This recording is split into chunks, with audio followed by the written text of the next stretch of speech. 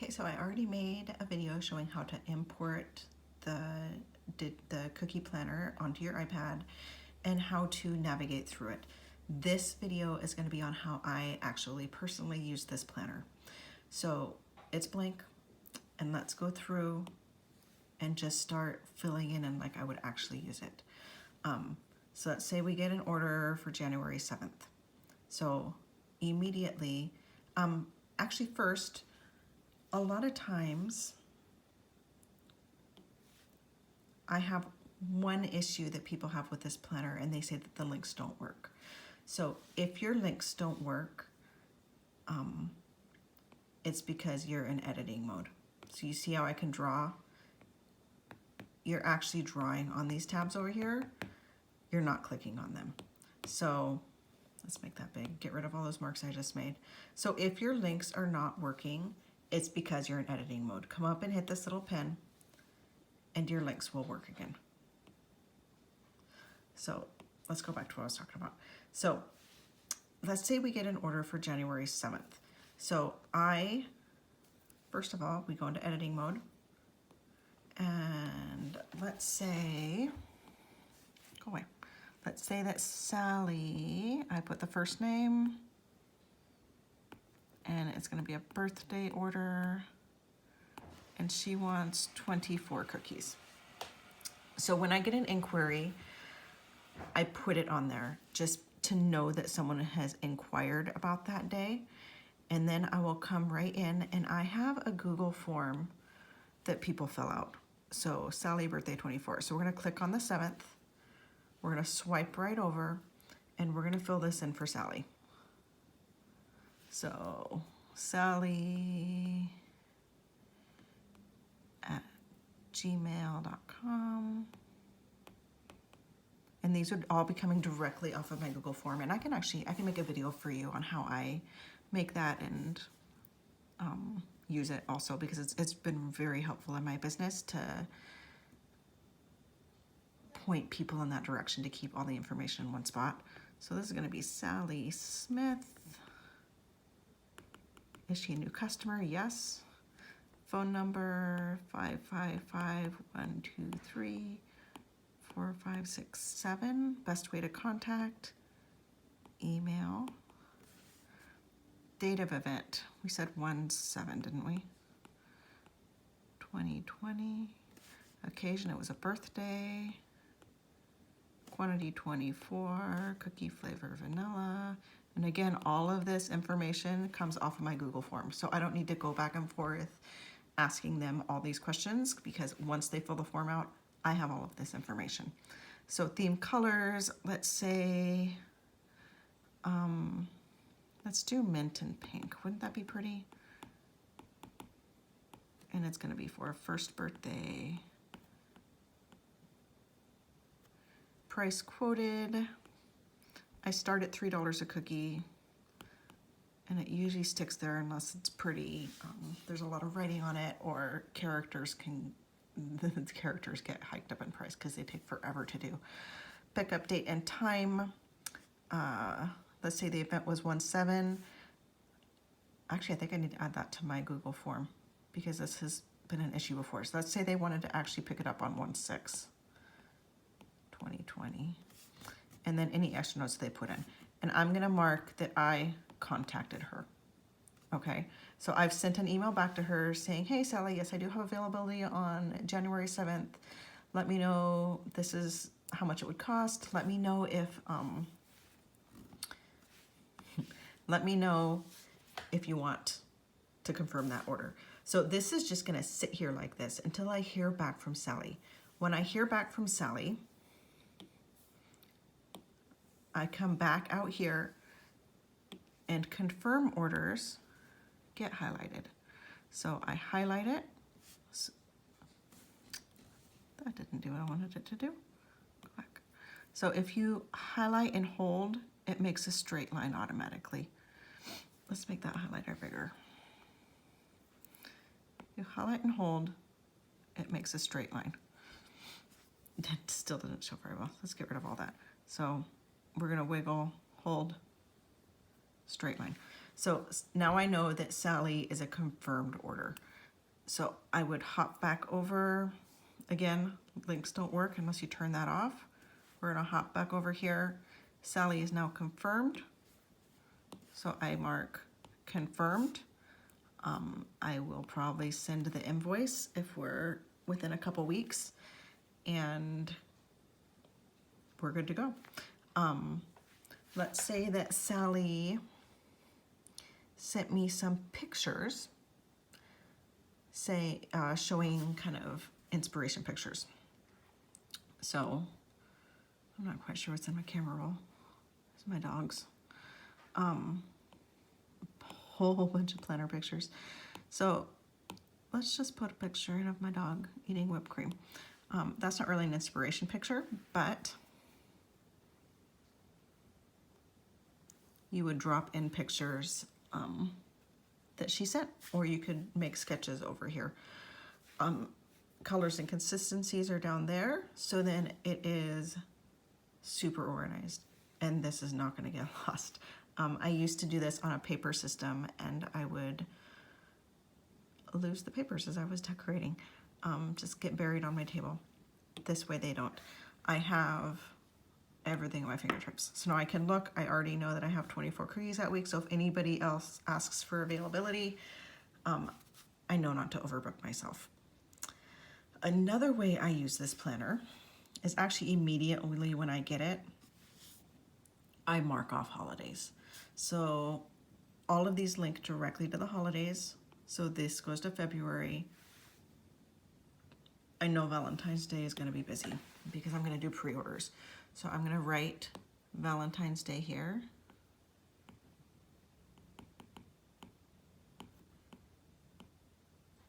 And I am going to block out time. I don't want custom orders, any, if not many at all, during this time, because I am going to be busy doing my Valentine's Day pre-order. So I would probably block out maybe not that much time. Let's take out probably that much. I'd probably block out that much time for Valentine's Day. So as soon as I get my planner, I block out all of the holidays. It helps keep my head straight. It helps me not to overbook during those really busy times. I really love how the holidays look, by the way. It makes me super happy. So I would go through, I'd block out Halloween and Thanksgiving and Christmas, this whole crazy busy time of the year. Let's show you what else. So that's the bulk of how I use my planner, is getting these orders in, getting the information in from the Google Forms and into this planner, so then it's in a really solid place or I'm not going to lose it. Cookie worksheets. So let's go over which worksheets are included in here. There's an extra cookie order worksheet back here.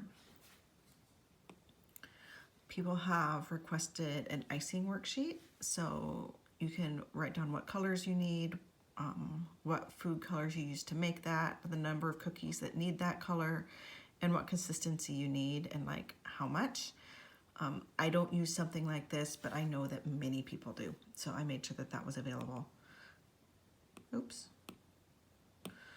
Next, I have a class planning worksheet. If you teach classes, the theme, the date, the time, the price, designs to teach, a checklist for what you need to prep for, a checklist for items you need to bring to the class that day, and then a class roster, their name, their email, their phone number, and whether they paid or not, and then notes. Holiday planning. This is a new sheet that I wanted. Nobody even requested it, but as I was using the planner in 2019, it was definitely something that I could have used.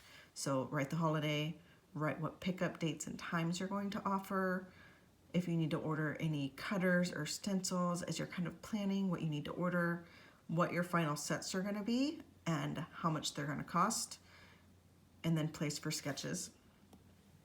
And then over here, this is the gold. So again, I use a Google form for holiday orders, and I really should make a video to show you guys how I do those because they're very powerful. You would write their name. Oops, again, gotta be in editing mode if you want to write. This Sally's gonna order again. And you can make it whiter. You can see that better, can't you? And then the sets. So we're just going to, let's say we're gonna do a skull box. We're going to do skull minis. We're gonna do jack-o'-lanterns, or say jack box. You get the idea. So all of the offerings that you are going to offer, you would put up there. And then as Sally orders, she's gonna want one of these and 3 of those. So now you have exactly what Sally wants. You can, I love space. You could total down at the bottom. You can make multiple of these sheets. I'll show you how to kind of duplicate and move stuff throughout the planner in just a minute. But this is gonna be super helpful for me this year. Let's get rid of that so when I duplicate it, that doesn't duplicate.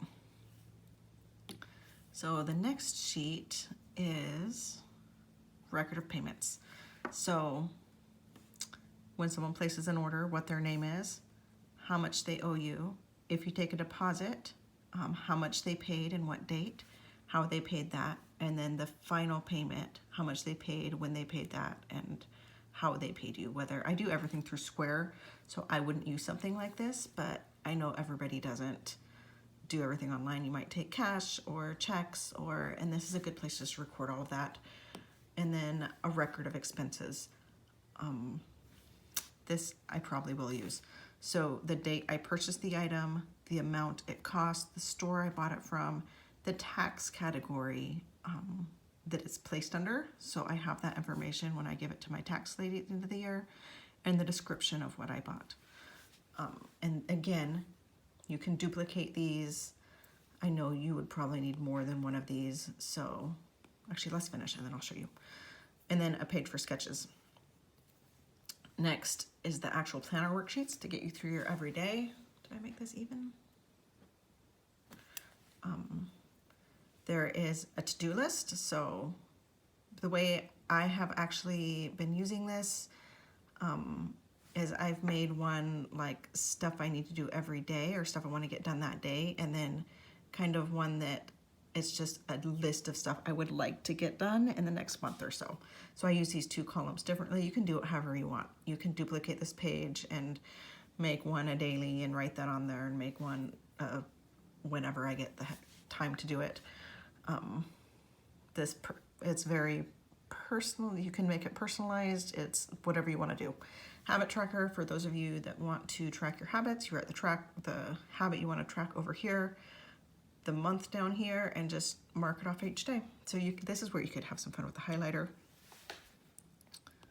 Let's do pink, and it dots actually very nicely. So you just, let's make that bigger. You just put a dot right in there for those days, and you could get real crazy and use different colors for different things or different days, make patterns. Easy. The next page and the regular worksheets is meal planning.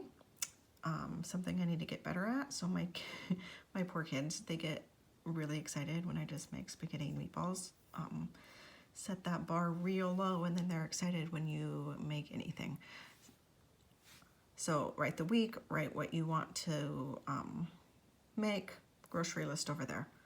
And then for people that like to plan daily, I put in a daily worksheet. The planner is already populated with the pre-dated weekly planning pages, but you could pop these daily planning pages right behind the weeks and just use those. So there's your times from 5 a.m. to 10 p.m., a to-do list, notes, goals for today, the date, which day it is, you can circle. I just imagined if I were a daily planner. I'm not really, unless I'm super stressed, then I'll break it down to the day, what I would want to see. and then your blank pages at the end. So there's the dotted grids. I give you 3 of those and 3 blank ones. I don't know why I did that, because you can populate and move these around as you want. And I'm going to show you that in just a second.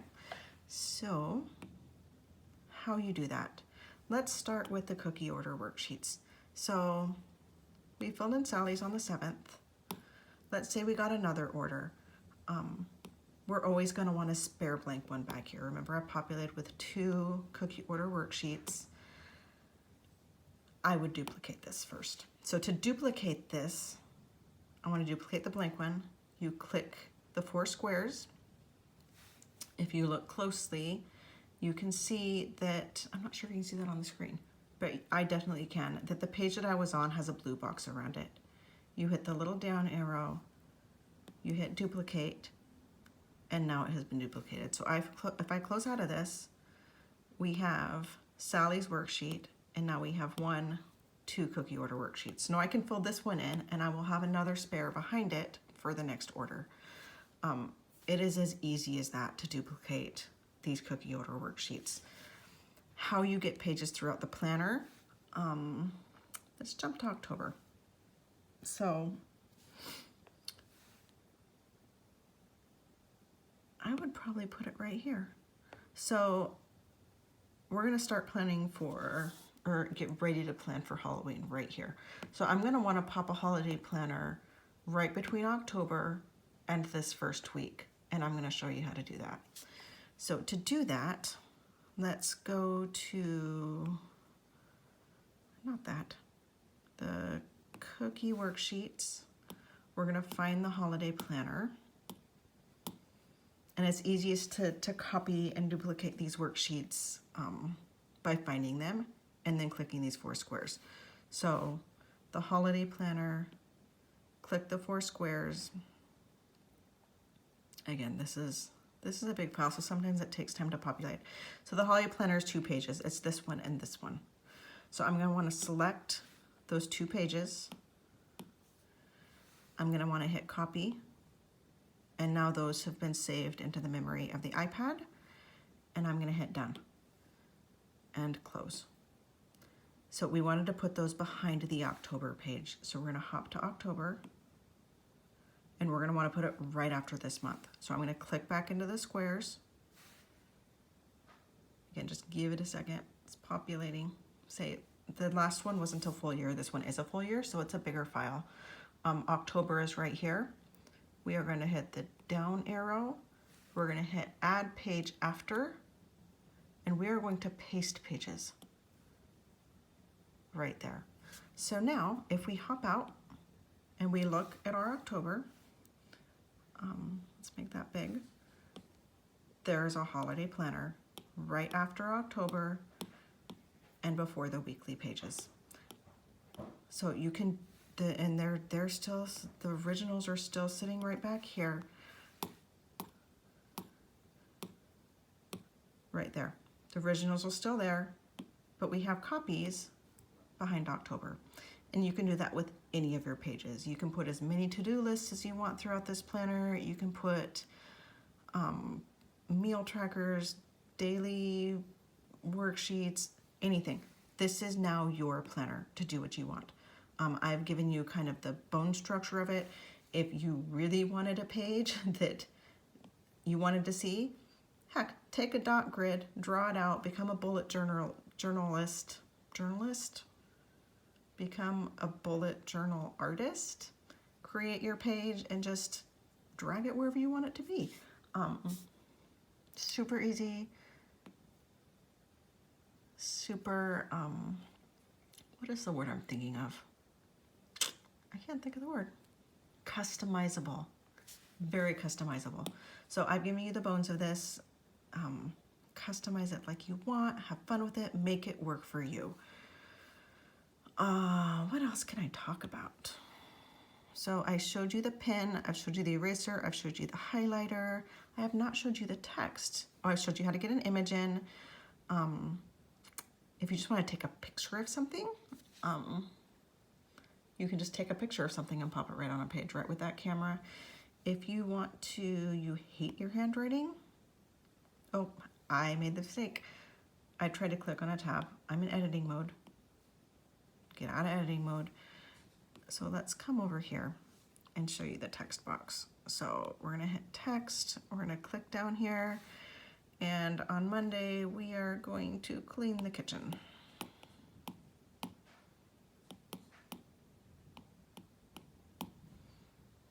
And spell kitchen right. K-I-T, clean the kitchen. There we go. And there. You can move stuff around. So this is the selection tool. Select it. Oh, that didn't work at all, did it? Text boxes, that wasn't on. So if it doesn't work for you, you didn't select text boxes. So you want to select handwriting, images, and text boxes or not. So let's try that again. Let's select this, and now we can move it around. I'm actually glad I made the mistake, so you could see that. We can, let's go to Sally's. So you can do the same thing with images. You can select them, move them. Can you resize them? Oh, click resize. You can resize them at that point. I don't know why that's so blurry. That's weird. It was taken with my camera this morning. So selection tool, I showed you the image tool, I showed you the text box tool. This is brand new, actually kind of fun. You got a laser pointer. I don't know why you would want that. You can do the little tail, or you can just do a dot.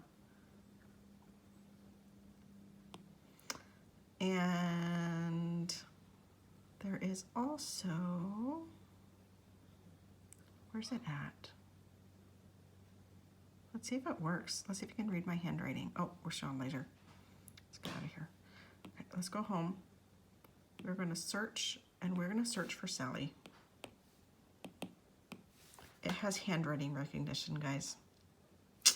So it found Sally on page 6, and I wasn't even writing all that nicely, and it found Sally on page 11. Obviously, it didn't recognize her last name because that's not what I wrote, but it did recognize quite a bit. So you can search. The handwriting is searchable, which is absolutely amazing. And when I don't think the GoodNotes 5 had that when 2019 came out. I think it's been added.